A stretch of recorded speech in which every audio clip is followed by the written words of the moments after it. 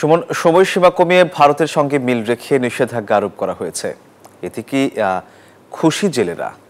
ধন্যবাদ সোহাগ আপনাকে। আপনি যেমনটি বলছিলেন যে এবছর কিন্তু আসলে ভারতের সাথে মিল রেখে নিষেধাজ্ঞার কার্যক্রমটি পরিচালনা করা হচ্ছে মৎস্য বিভাগের পক্ষ থেকে, এবং এতে আমরা উপকূলীয় যে জেলে রয়েছে তাদের সাথে কথা বলেছি। তারা আমাদেরকে যেটা জানিয়েছে যে জেলেরা কিন্তু সত্যি খুশি হয়েছে। কারণ কি, এর আগে আমরা দেখেছি যে উপকূলীয় যে জেলেরা রয়েছে তারা যখন মাছ শিকার থেকে বিরত থাকতো তখন কিন্তু ভারতীয় যে জেলেরা রয়েছে এই জেলেরা কিন্তু আমাদের জলসীমানায় প্রবেশ করে তারা মাছ শিকার করে নিয়ে যেত, এবং এর ফলে একটি দুর্বিষহ জীবনযাপনের মধ্যে দিয়ে কিন্তু আমাদের উপকূলীয় জেলেদেরকে যেতে হয়েছে। এবং এই ভারতের সাথে যৌথভাবে নিষেধাজ্ঞা দেওয়ার ফলে উপকূলীয় জেলেরা কিন্তু অনেকটাই উপকৃত হবেন বলে তারা আশা করছেন।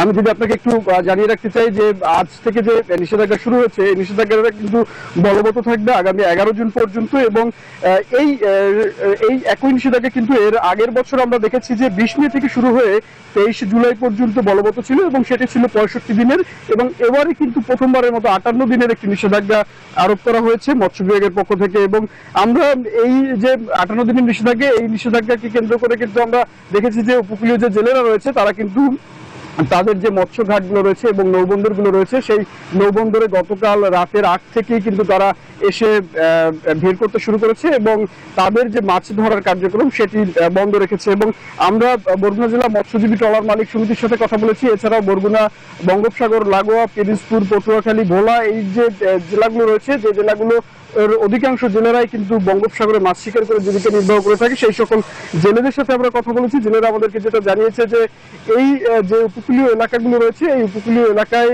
এর আগে যে নিষেধাজ্ঞা দেওয়া হয়েছিল 65 দিনের, তার থেকে এই যে 58 দিনের নিষেধাজ্ঞা এটি কিন্তু জেলেরা অনেকটাই খুব ভালোভাবে নিয়েছে, এবং তারা এটি পালনের জন্য স্বতঃস্ফূর্ত ভাবে প্রত্যেকের জায়গা থেকে তারা এগিয়ে আসছে। এবং আমরা মৎস্য বিভাগের সাথে কথা বলেছি। মৎস্য বিভাগের থেকে আমাদেরকে যেটা জানানো হয়েছে যে এই যে 58 দিনের নিষেধাজ্ঞা বরগুনা সহ উপকূলীয় বঙ্গোপসাগর লাগোয়া জেলাগুলোতে বলবৎ থাকবে। বঙ্গোপসাগরে মাছ ধরা থেকে জেলেরা বিরত থাকবে। এই বিরত থাকাকালীন সময় তাদের কিন্তু একটি প্রণোদনার আওতায় নিয়ে আসা হয়েছে, এবং এই বরগুনায় 27,000 জেলেকে কিন্তু এই প্রণোদনা কর্মসূচির আওতায় নিয়ে আসা হয়েছে।